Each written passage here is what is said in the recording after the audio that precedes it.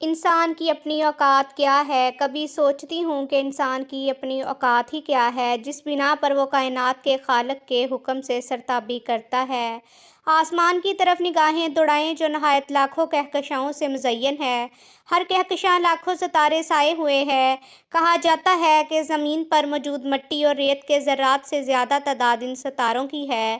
ان لاکھوں ستاروں میں سے ایک سورج ہے جو دیگر کے مقابلے میں قدرے چھوٹا بھی ہے۔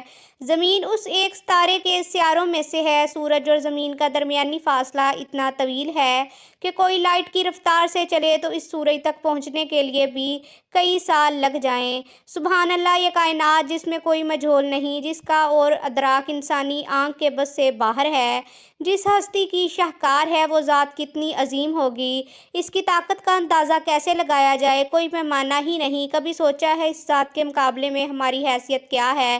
اللہ کے نزدیک دنیا کی اہمیت مکھی یا مچھر کے پر کے برابر بھی نہیں۔ پھر بھی انسان اپنے رب سے ٹکر لیتا ہے، اس کے احکامات کے مقابلے میں نفس و شیطان کو ترجیح دیتا ہے۔